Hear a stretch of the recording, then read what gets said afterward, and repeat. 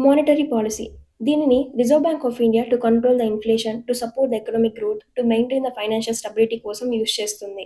ఈ పాలసీలో ఉన్నటువంటి 2 మేజర్ పాయింట్స్ గురించి మాట్లాడుకుందాం. అందులో first one repo rate, second one reverse repo rate. దీనికి ముందు ఇన్ఫ్లేషన్‌కి గల మేజర్ రీజన్స్ ఏంటో చూద్దాం. First one demand pull inflation. మనం డైలీ ఉపయోగించే ప్రొడక్ట్స్ సప్లై తగ్గడంతో డిమాండ్ పెరిగి వాటి యొక్క ప్రైజెస్ పెరుగుతాయి.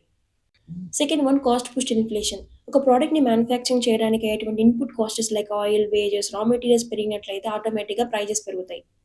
Third one money supply. Central banks notes ఎక్కువ ప్రింట్ చేసినా, లేదు బ్యాంక్స్ తక్కువ ఇంట్రెస్ట్ రేట్‌కి లోన్స్ ఇచ్చినా పబ్లిక్‌లో పర్చేసింగ్ పవర్ పెరుగుతుంది. దీంతో ఆటోమేటిక్‌గా గూడ్స్ అండ్ సర్వీసెస్ యొక్క ప్రైజెస్ పెరుగుతాయి. Fourth one wage increases. ఎప్పుడైతే సాలరీస్ పెరుగుతాయో ఆ కంపెనీ యొక్క బిజినెస్ ఎక్స్‌పెన్సెస్ పెరుగుతాయి. అండ్ వాళ్ళు ప్రొడ్యూస్ చేసేటువంటి ప్రొడక్ట్స్ యొక్క ప్రైజెస్ కూడా పెరుగుతాయి. First one repo rate.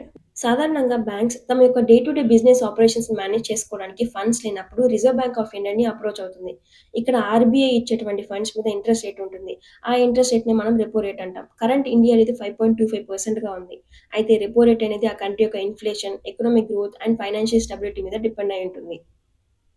దీనిని సింపుల్‌గా ఒక ఎగ్జాంపుల్‌తో మాట్లాడుకుందాం. ప్రెజెంట్ ఇండియాలో ఇన్‌ఫ్లేషన్ రేట్ ఎక్కువగా ఉంది. అప్పుడు ఆర్‌బీఐ రెపో రేట్‌ని ఇంక్రీజ్ చేయడం ద్వారా బ్యాంక్స్ ఆర్‌బీఐకి ఎక్కువ ఇంట్రెస్ట్ రేట్‌తో పే చేయాల్సొస్తుంది.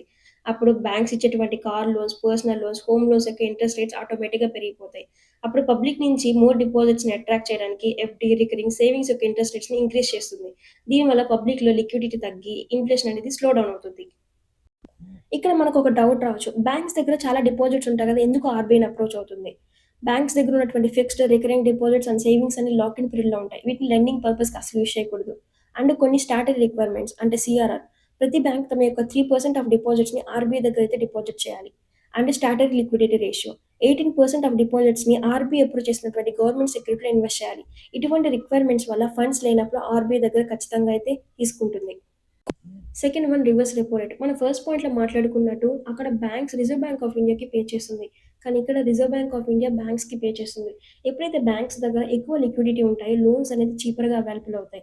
దీని ద్వారా లిక్విడిటీ పెరిగి ఇన్‌ఫ్లేషన్ పెరుగుతుంది. దీన్ని కంట్రోల్ చేయడానికి రిజర్వ్ బ్యాంక్ ఆఫ్ ఇండియా ఈ రివర్స్ రెపో రేట్ ద్వారా డిపాజిట్స్‌ని ఆఫర్ చేస్తుంది. ఆ డిపాజిట్స్ మీద ఇచ్చేటువంటి ఇంట్రెస్ట్ రేటే ఈ రివర్స్ రెపో రేట్. కరెంట్ ఇండియాలో 3.35%గా ఉంది.